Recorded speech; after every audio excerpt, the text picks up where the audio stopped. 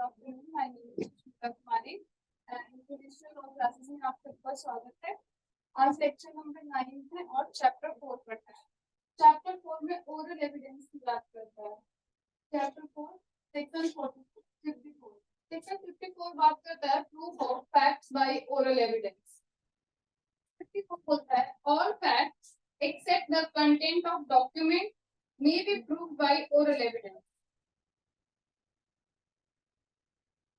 तो ये क्या आएगा? ये जो except the content of document बोल रहा है इसमें क्या क्या आएगा? हार्ड कॉपी आ जाएगा। ये एक्सेप्ट करके बोल, except hard copy, second electronic,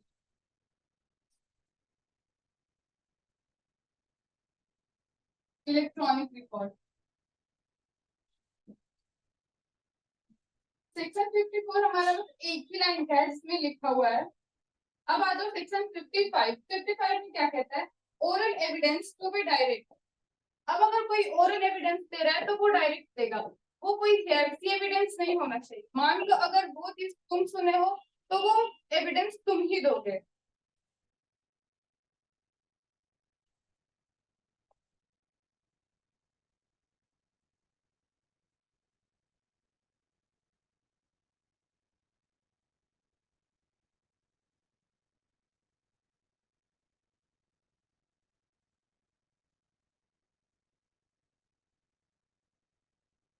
section 55 section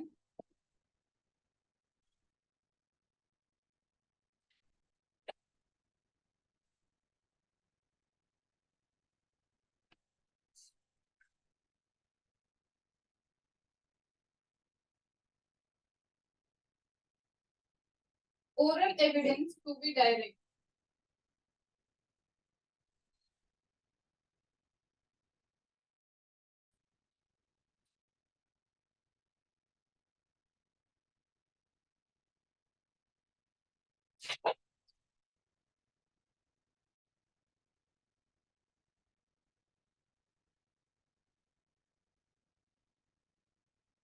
चलो इसका एक पॉइंट लिख लो,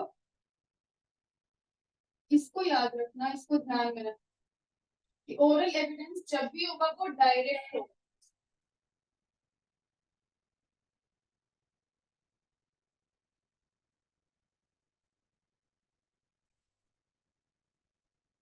oral evidence must be given on, you can say exclusion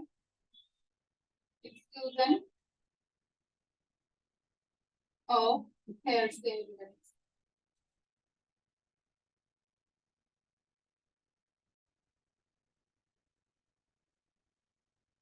इसको एग्जांपल से समझो। मान लो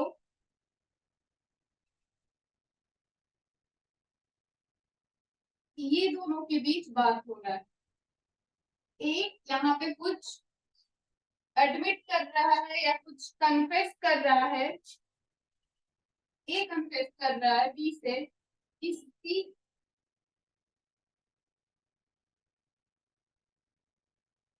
सी का मर्डर डी ने किया है। ये दोनों आपस में बात कर रहे हैं, सुना कौन? सी सुना है।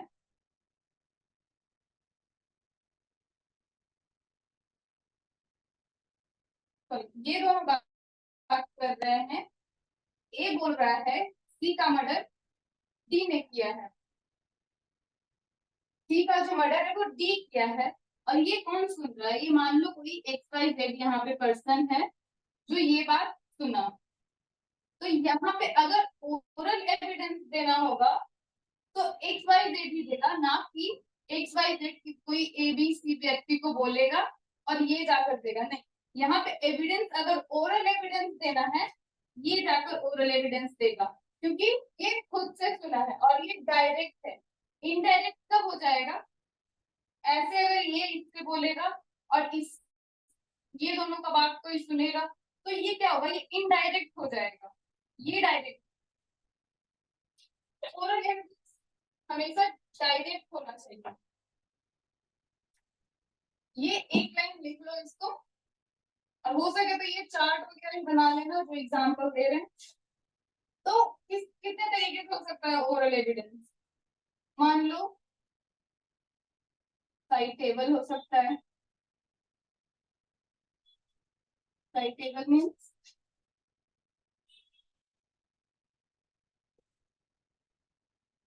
या तो वो डायरेक्ट देखा हो, जो विटनेस देखा है, या तो ये जो विटनेस है जो कोर्ट में एविडेंस देगा वो खुद देखा हो, अपनी आंखों से वो देखा हो। ये तो फर्स्ट हो गया। सेकंड,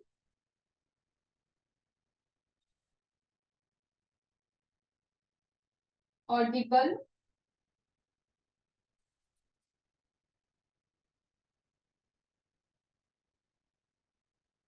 वो डायरेक्ट सुना हो, जो विटनेस सुना है।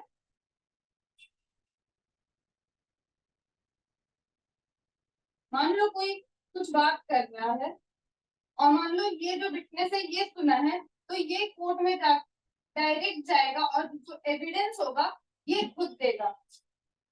थर्ड हमारा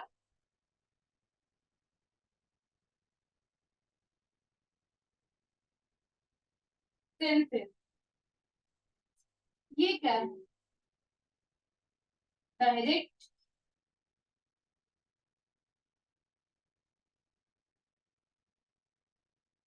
अब जैसे कुछ कहते हैं ना कि, मतलब वो कहीं पे कुछ, कहीं आग लग गया हो तो वो देखा हो, या फिर कहीं कुछ गैस लीकेज हो रहा हो, तो वो क्या करते हैं, वो एक सेंस होता है ना हमारा जिसे हम वो परसीव करते हैं।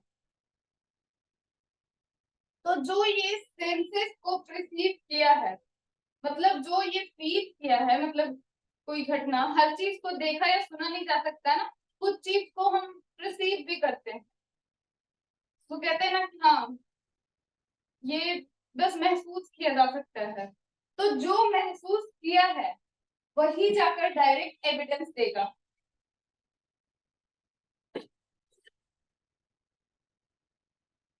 चलो इतना ये लिख लो।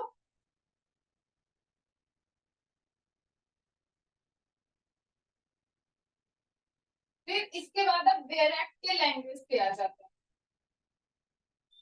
ये तो बस छोटा सा एग्जांपल देकर समझाए हैं, या ये बोल लो कि ये बैरक को, मतलब बैरक का क्रक्स बताए हैं थोड़ा सा।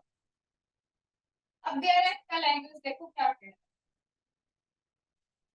रहा है, oral evidence to be direct, oral evidence shall in all cases whatever be direct if it referred to, देखो point first, could be seen,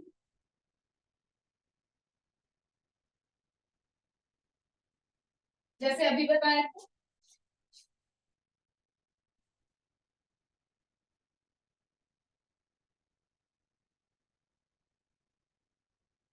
evidence of a witness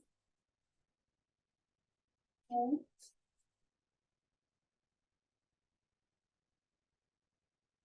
say he saw it।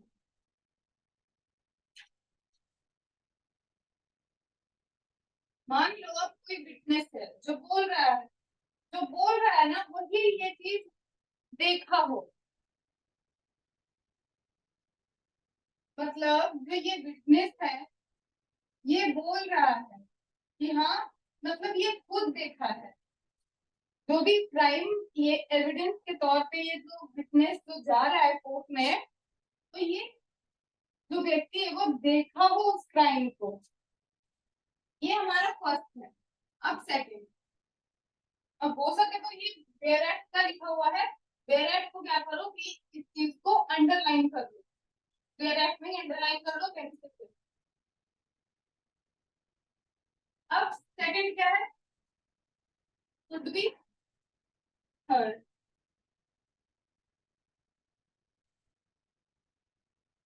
Same इसमें भी वही होगा, evidence of a witness who saw the third. अब जो evidence दे रहा है वो विटनेस बोले कि हाँ हम अपने कानों से सुने हैं। अब थर्ड पॉइंट आ जाओ।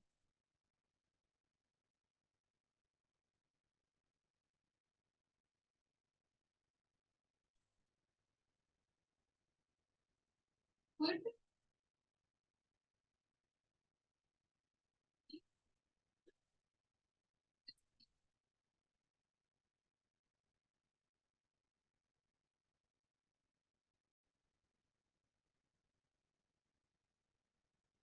इसमें वही आ जाएगा, evidence of witness who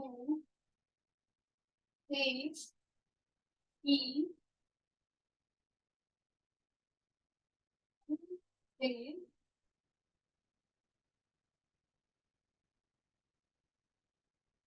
says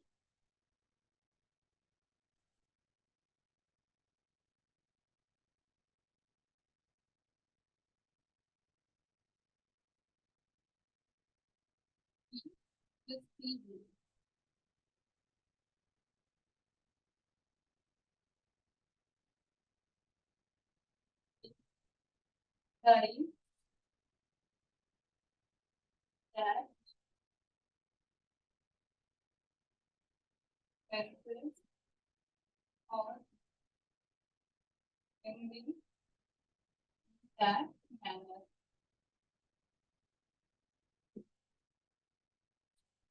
और हमारा बात करता है ओपिनियन। तो इसमें क्या लिखा है, an opinion or to the ground on which that opinion is held, it must be the evidence of the person who holds the opinion on those grounds। Opinion of expert express treaties, इसका ये provided किया हुआ है। इसका प्रोवाइडो आप एक बार read कर लेना और ये हमारा फिर 55 खत्म हो गया। इसमें बस यही बताया कि oral evidence to be direct, तो डायरेक्ट कैसे कैसे करेंगे, कैसे मतलब डायरेक्ट होगा, इस वे में डायरेक्ट स्टार्ट करेगा। सिंपल लाइन में जो व्यक्ति देखा है वो खुद बोलेगा, डायरेक्ट बोलेगा, या जो सुना है वो डायरेक्ट बोलेगा, या जो परसीव किया है ना वो ही विटनेस वहां जाकर वो उस चीज को एक्सप्रेस करेगा। तो हमारा ये चैप्टर 4 खत्म हो गया। अब आ जाओ चैप्टर 5। चैप्टर 5 शायद ये डॉक्यूमेंट बात करता है।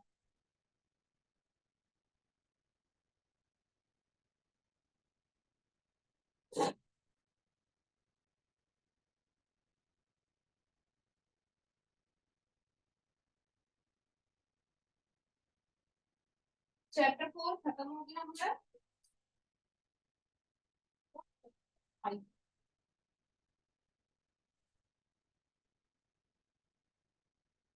चैप्टर 5 ये है डॉक्यूमेंट्री एविडेंस।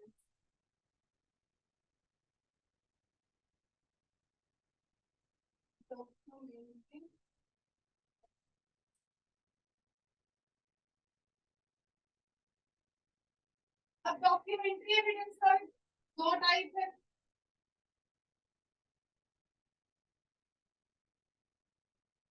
फर्स्ट हमारा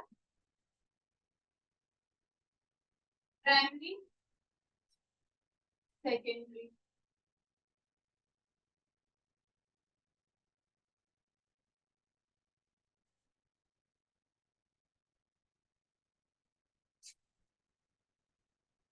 और बेस्ट एविडेंस रूल क्या कहता है, oral evidence, direct, documentary evidence, primary evidence. चलो आगे देखो, पहले तो ये देख लो।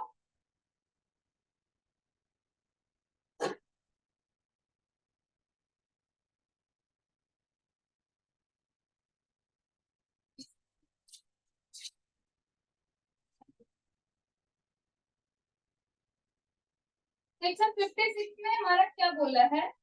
Proof of contents of document. The contents of document may be proof either by primary or by secondary evidence. अब मान लो कोई कंटेंट दिया हुआ है, कोई कंटेंट है, इसको कैसे प्रूफ करेंगे? कैसे प्रूफ करेंगे? या तो प्राइमरी एविडेंस देकर करेंगे या फिर सेकेंडरी एविडेंस देकर प्रूफ करेंगे। सेक्शन 56 में यही बात कर रहा है कि डॉक्यूमेंट को कैसे प्रूफ करेंगे। अब आ जाओ सेक्शन 57। सेक्शन 57 हमारा प्राइमरी डॉक्यूमेंट की बात करता है, सॉरी प्राइमरी एविडेंस की बात करता है। चलो आगे समझते हैं प्राइमरी एविडेंस क्या है।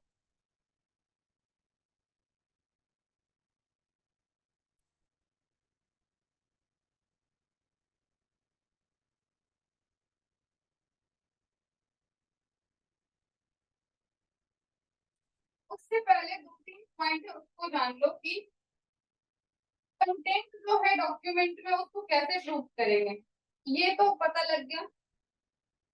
अब जो मान लो ये डॉक्यूमेंट है, इस डॉक्यूमेंट में चलो कुछ लिखा है, तो अब ये जेन्युइन है, ये जो स्टेटमेंट ये डॉक्यूमेंट में लिखा है ये हमारा जेन्युइन है, इसको कैसे प्रूफ करेंगे? चलो देखो, पहले प्राइमरी एविडेंस पढ़ लेते हैं। Section 57।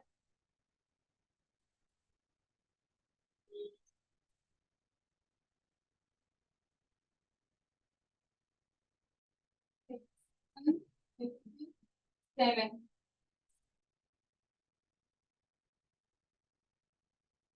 Primary evidence.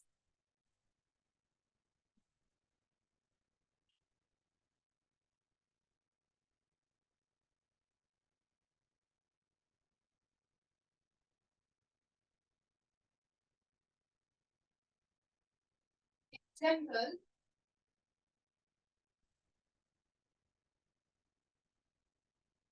In general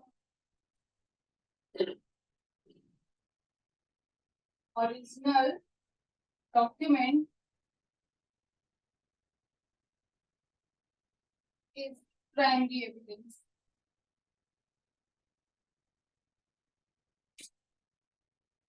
primary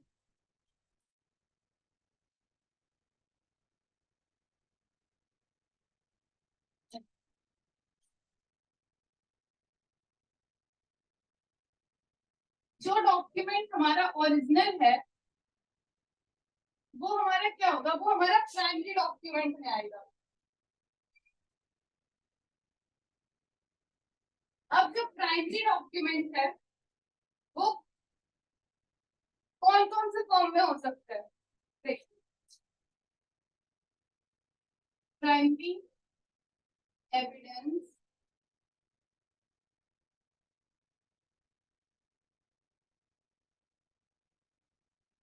हमारा सेपरेट पार्ट, सेपरेट डॉक्यूमेंट हो सकता है। Separate document. सेकंड हो सकता है काउंटर पार्ट। काउंटर पार्ट भी हमारा प्राइमरी एविडेंस होता है।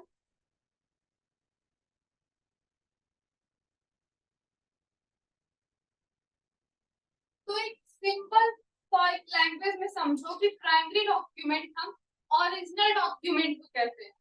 जो हमारा डॉक्यूमेंट होता है वो ओरिजिनल है, उसी को प्राइमरी डॉक्यूमेंट कहते हैं। हमारा सेक्शन 57 बस यही यही बात करता है।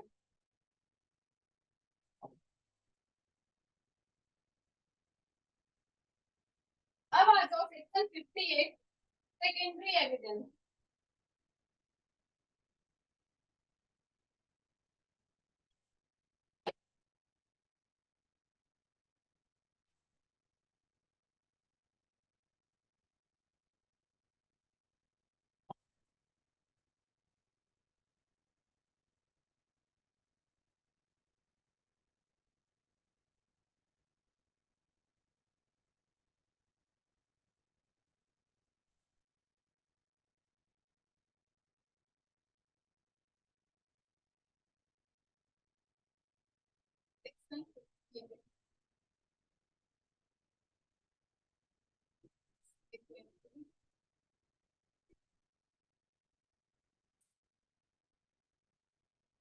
इसमें ना सेकेंडरी एविडेंस का इसमें लिस्ट दिया हुआ है। सेक्शन 58 जब आप पढ़ोगे तो इसमें एक लंबा चौड़ा लिस्ट दिया है। वो जो लिस्ट जो उस लिस्ट में फॉल होता है वो हमारा सेकेंडरी एविडेंस है। तो देखो सेकेंडरी एविडेंस क्या क्या है।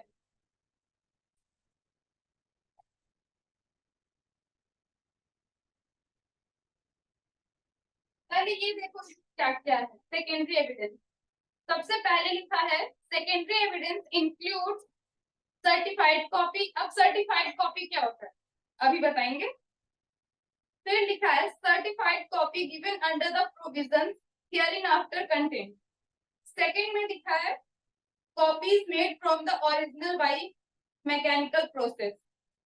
थर्ड है copy made from compared with the original.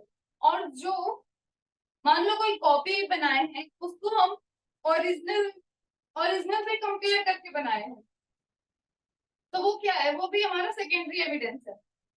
फिर counter parts of document as against the party who did not execute them, जो एग्जीक्यूट नहीं किए हैं। फिर oral accounts of the content of document given by some person who has himself seen it. मान लो अब तुम कोई ओरिजिनल डॉक्यूमेंट को देख लिए, उसको तुम देख लिए, उसको तुम पढ़ लिए, अब वही जाकर अगर तुम ओरली बोल रहे हो ना तो वो क्या है वो भी हमारा सेकेंडरी एविडेंस में आएगा। सिक्स हमारा है ओरल एडमिशन, रिटन एडमिशन। फिर person who has examine a document the original. चलो आगे अब इसका कुछ पॉइंट बता रहे हैं जो नोट कर पहले लिखवा दे रहे हैं, लिख लो सेकेंडरी एविडेंस।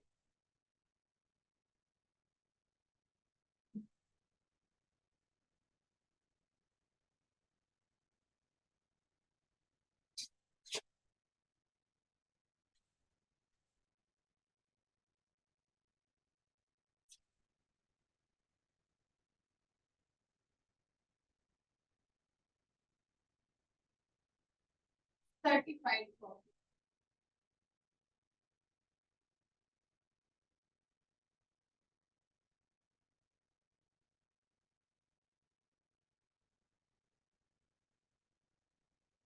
ये फर्स्ट पॉइंट है हमारा। सेकेंड में क्या है, सेकेंड हमारा है कॉपी मेड फ्रॉम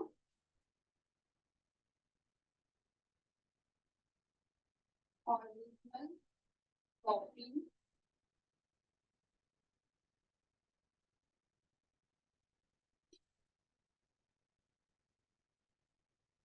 थर्ड हमारा है मेड फ्रॉम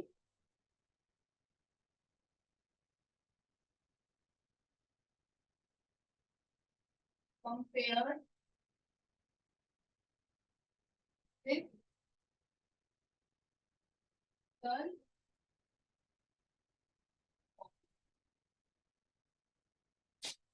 चलो अभी एक एक पॉइंट समझते हैं। सर्टिफाइड कॉपी क्या हो गया हमारा, the document is verified by the certain authority।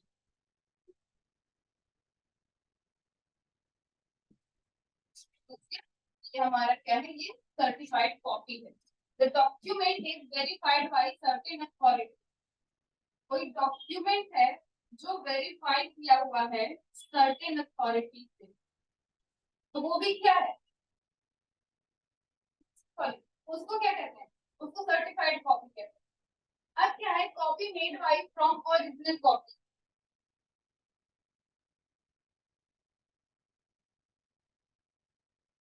तो इसमें ये भी आ जाएगा जैसे मान लो कि कोई ओरिजिनल कॉपी है तुम्हारे पास, कोई एक डॉक्यूमेंट है जो ओरिजिनल है, अब तुम उसका अगर फोटो कॉपी करवा रहे हो, जेरोक्स करा रहे हो, उसका प्रिंटिंग निकाल रहे हो अलग से, तो ये सब क्या है, ये सब copy made from original copy.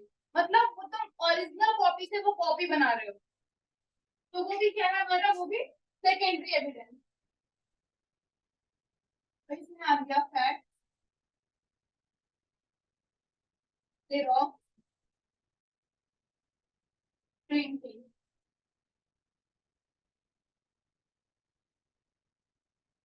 अब थर्ड आ, थर्ड देख, थर्ड में क्या कह रहा है, made from compared with original copy.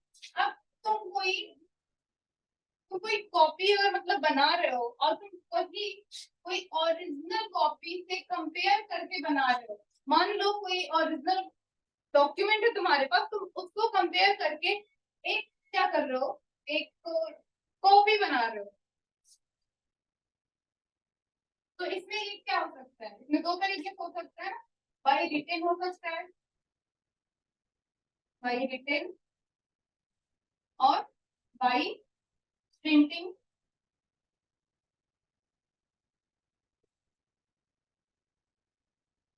इतना नोट डाउन कर लो, उसके बाद फिर दो पॉइंट और है।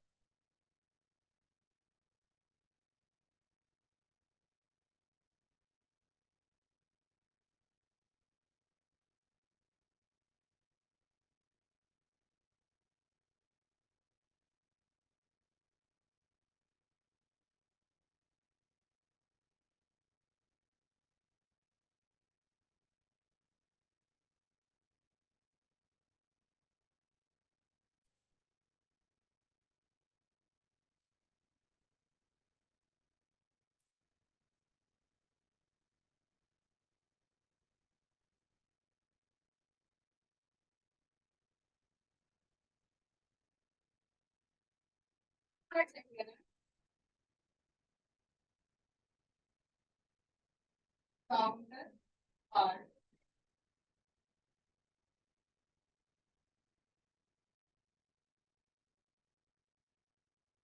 कॉपीज अगेंस्ट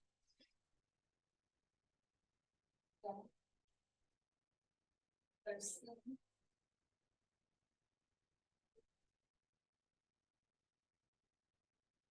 with not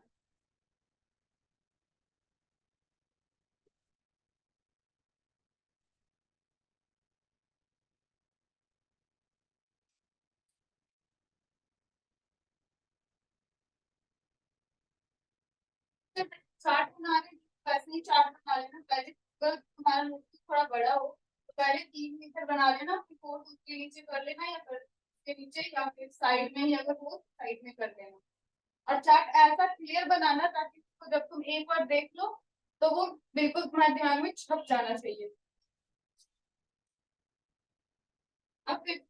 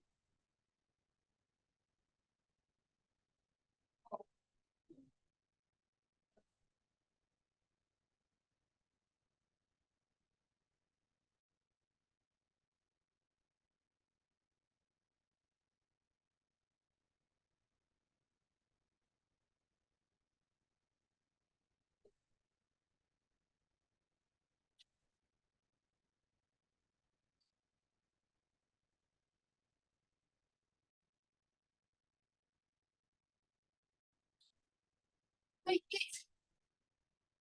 ये 5 पॉइंट तक हमारा इंडियन एविडेंस एक्ट में भी था। बट जो अब हमारा भारतीय साक्ष्य अधिनियम में जो 2-3 पॉइंट इसमें इंक्लूड किया गया है, इसको भी देख लेते हैं। पहले यहाँ तक चार्ट बना लो, फिर 5 और 6, 7 वो अलग से बनाते हैं। सॉरी 6, 7।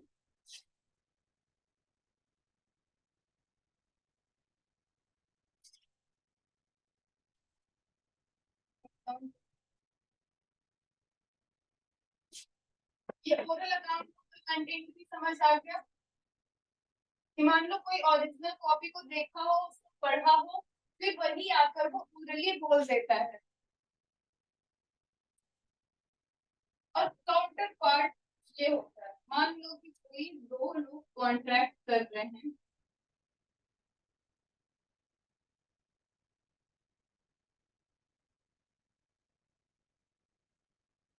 मान लो ए और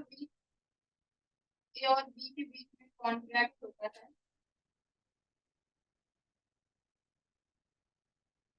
और ए जो है बी के लिए कुछ यहाँ पे लिखता है कोई एक डॉक्यूमेंट में, और यहाँ पे ए अपना सिग्नेचर कर देता है। ये जो डॉक्यूमेंट है बी रखेगा, और ये इसके लिए सेकेंडरी एविडेंस का काम करेगा। अब जो यहाँ पे है, अब मान लो यहाँ पे बी सिग्नेचर कर दिया और ये वाला ए को दे दिया, तो ये क्या है, ये काउंटर पार्ट हुआ ना। काउंटर पार्ट किसी को कहते हैं,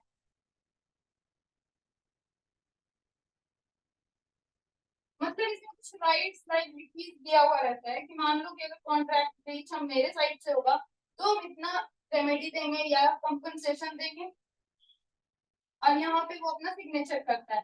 फिर बी भी कुछ ऐसा ही लिखता है कि अगर कॉन्ट्रैक्ट मेरे साइड से टूटता है या फिर ब्रीच होता है तो हम ये इतना कंपनसेशन देंगे, ये रेमेडी देंगे।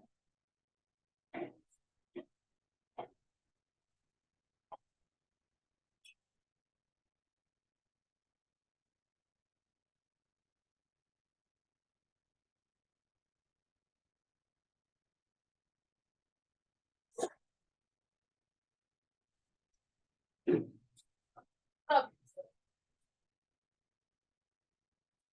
अब जो न्यू हमारा बीएससी में ऐड कर रहा है तो हमारा ओरल एडमिशन, रिटन एडमिशन और एग्जामिन का डॉक्यूमेंट है। ये तीन जो है हमारा इंडियन एविडेंस एक्ट में नहीं था, बट इसमें अभी इंक्लूड किया गया है।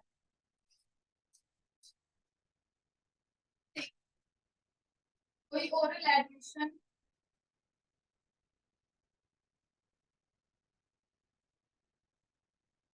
सेवन में रिटन एडमिशन,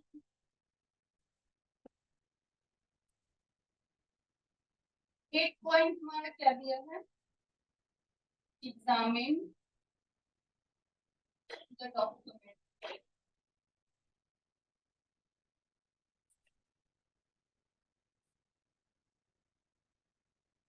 कोई डॉक्यूमेंट को कौन एग्जामिन कर सकता है, या सबसे पहले तो दिमाग में यही आएगा कि कोई एक्सपर्ट कर सकता है, ओपिनियन ऑफ एक्सपर्ट।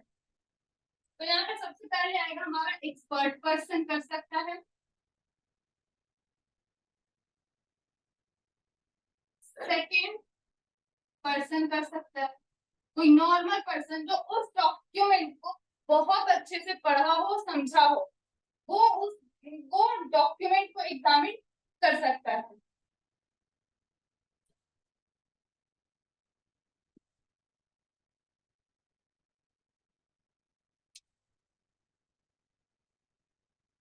सेक्शन 58 हमारा यही तक था। अब आ जाओ सेक्शन 59। अब सेक्शन 58 का जो है इसमें कुछ इलस्ट्रेशन भी दिया हुआ है, तो इस इलस्ट्रेशन को भी ध्यान से पढ़ लेना, अच्छे से पढ़ लेना, और अगर ना समझ में आए कमेंट कर देना।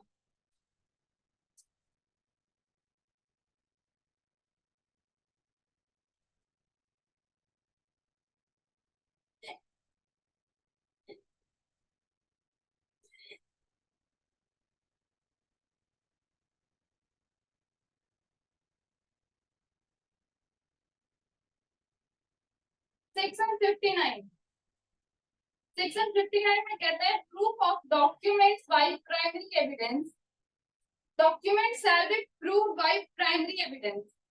क्या है, कोई भी डॉक्यूमेंट को हम पहले कैसे प्रूव करेंगे, प्राइमरी एविडेंस से प्रूव करेंगे। Then except in the cases herein after mentioned. Section 60, section 60 में कहा गया है case in which secondary evidence relating to document may be given. Section 59 हो गया 60। सेक्शन 60 ये कह रहा है कि कौन से केस में, किस केस में हम सेकेंडरी एविडेंस दे सकते हैं।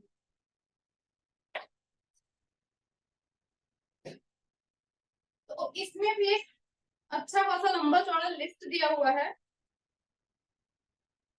तो चलो इसको भी पढ़ लेते हैं।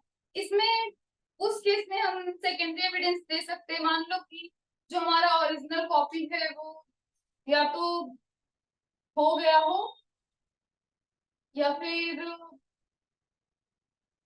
डिस्ट्रॉय हो गया हो, तो उस केस में हम सेकेंडरी एविडेंस दे सकते हैं। चलो पॉइंट्स लिख लो। There are secondary evidence may be given of the existence, condition or content of document in the following cases, namely when the original is shown or appeared to be in the possession or power of the person against whom the document is sought to be proved, or any person out of reach of or not subject to the process of the court। या फिर ये भी हो सकता है कि मान लो secondary evidence हम उस केस में भी दे सकते हैं, जैसे मान लो जो प्राइमरी एविडेंस है या तो उसको कोर्ट में प्रोड्यूस नहीं कर सकते हैं, या तो अगर उसको कोर्ट में प्रोड्यूस करवाते हैं तो कहते हैं ना कि बहुत खर्च पड़ जाएगा, तो उस केस में हम सेकेंडरी एविडेंस दे सकते हैं। अब मान लो सेकेंडरी एविडेंस उस केस में भी दे सकते हैं जैसे कि अगर किसी को प्रोड्यूस करना है, अब वो आउट ऑफ इंडिया है, तो उस केस में क्या कर सकते हैं, उस केस में हम सेकेंडरी एविडेंस को प्रोड्यूस कर सकते हैं।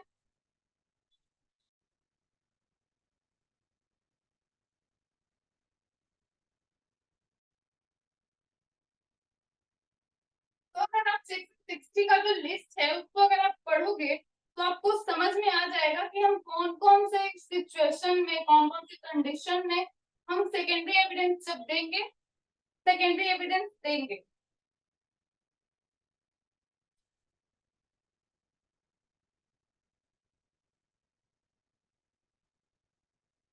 तो 60 जो है वो आपको एक बार खुद से रीड करना होगा, अगर ना समझ में आए तो फिर आप कमेंट कर देना, आपको एक्सप्लेन कर दिया जाएगा।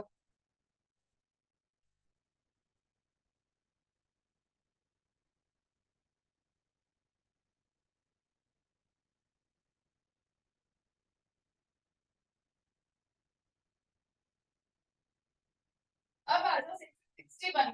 61 हमारा क्या बात करता है, डिजिटल और इलेक्ट्रॉनिक और डिजिटल रिकॉर्ड।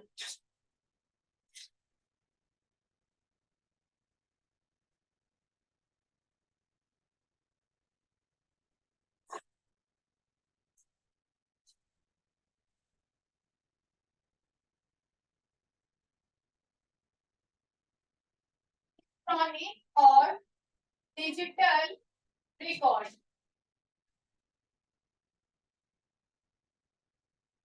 ये हमारा सेक्शन 61 में।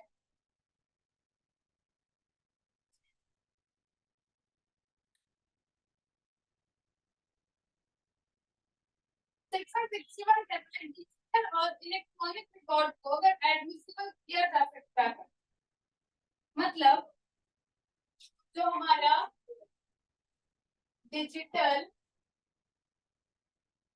और इलेक्ट्रॉनिक रिकॉर्ड, इन दोनों को एडमिसिबल किया जा सकता है।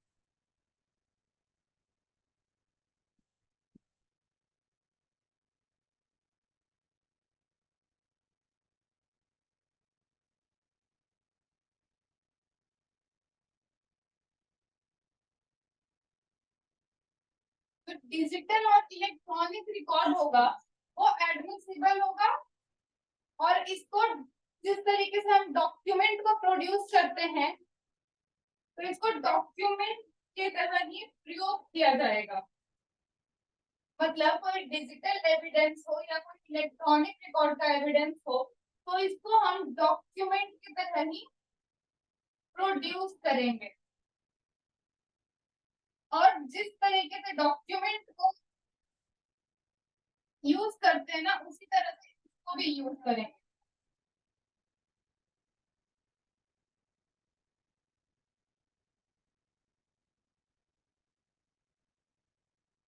एक बार सेक्शन को रीड कर देते हैं। देखो इसमें क्या लिखा है, Nothing in this अधिनियम shall apply to deny the admissibility of an electronic or digital record in the evidence on the ground that it is an electronic or digital record and such record shall subject to section 63 have the same legal effect, validity and enforceability as other document। इसमें साफ साफ बोला है ना कि digital और electronic record को हम मतलब एडमिसिबल करने से डिनाई नहीं कर सकते हैं और ना ही इसके वैलिडिटी और इन्फोर्सेबिलिटी पे कुछ कह सकते हैं।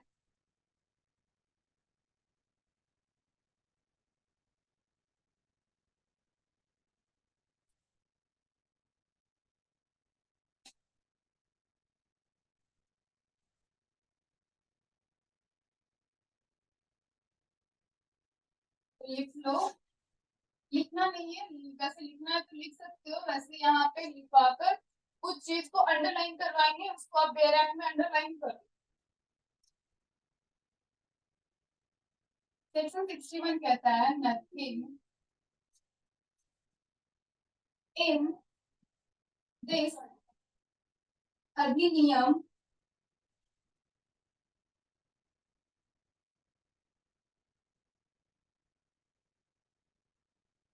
shall apply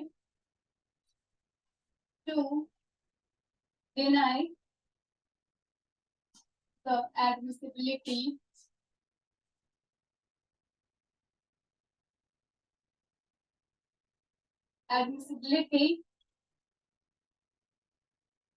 of an electronic or digital record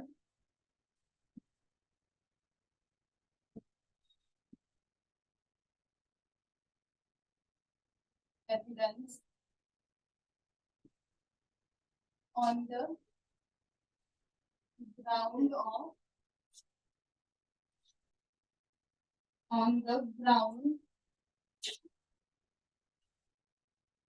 that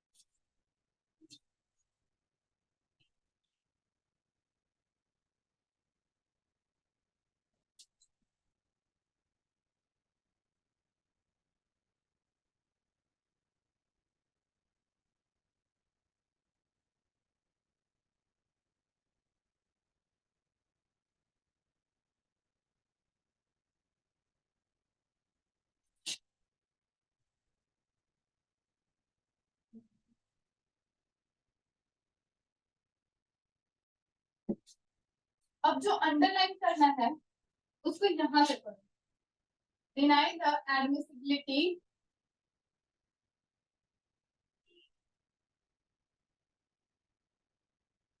of an electronic or digital record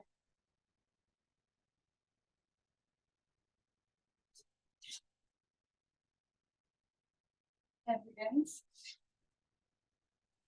when validity and enforceability as other document। इसको अंडरलाइन करो या फिर हाईलाइट करो और इस तरीके से करो कि बेरैक खोलते ही आपको दिखे, ताकि जैसे ही आप इसको देख लोगे सेक्शन 61 इजीली आपको समझ में आ जाएगा। सिर्फ ये इतना जब देखोगे ना, ये हाईलाइट क्या होगा, आपको इतने में ही अच्छे से समझ आ जाएगा।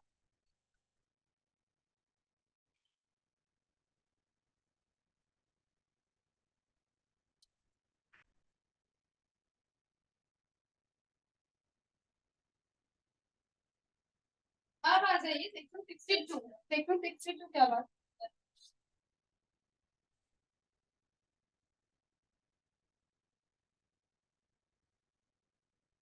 ये हमारा बेरेफ का लैंग्वेज था, ये सिर्फ आपको अंडरलाइन करवाना था, इसीलिए इतना बताए हैं, लिखवा कर।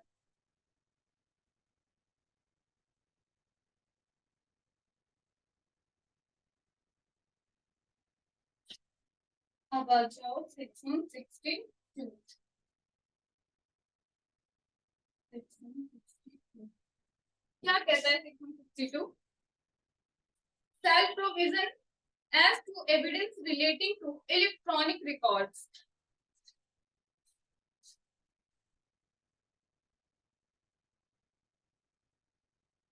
Special provision as to evidence relating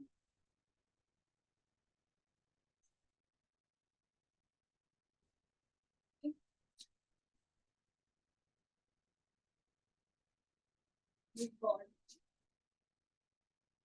तो डायरेक्ट लैंग्वेज में लिखकर समझा देते हैं। The contents of electronic records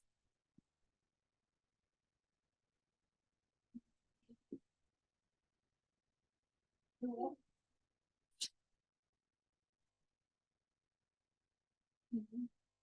accordance with the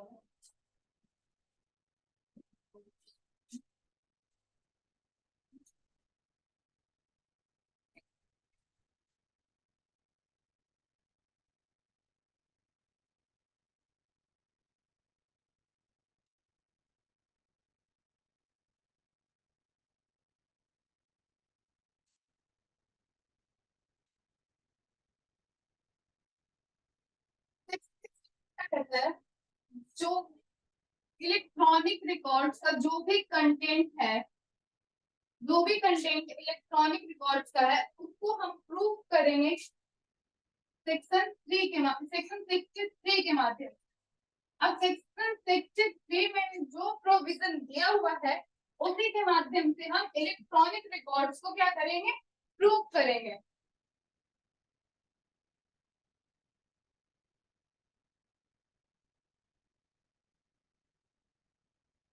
अब सेक्शन 63 में क्या है? सेक्शन 63 में भी हमारा लिस्ट दिया हुआ है कि इलेक्ट्रॉनिक रिकॉर्ड्स, मतलब इलेक्ट्रॉनिक रिकॉर्ड्स का एडमिसिबिलिटी का एक लिस्ट दिया हुआ है। इस लिस्ट को आपको एक बार खुद से भी पढ़ना पड़ेगा।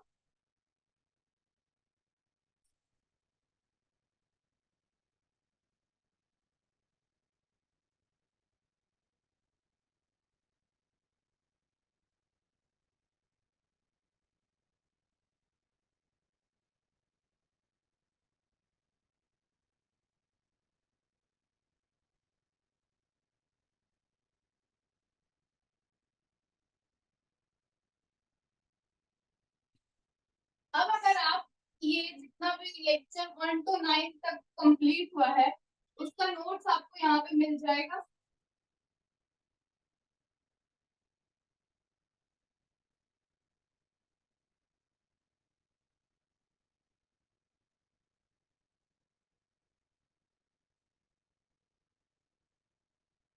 टेलीग्राम पे मिल जाएगा।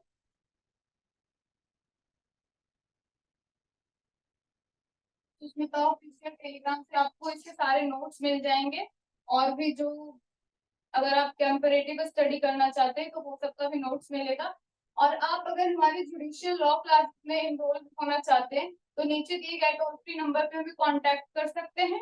इसमें आपको क्लासेस की जानकारी दी जाएगी। यहाँ अभी हमारा 3 क्लासेस चल रहा है, 3 बैच चल रहे हैं हमारे। आप कहीं पे भी इनरोल हो सकते हैं। Thank you.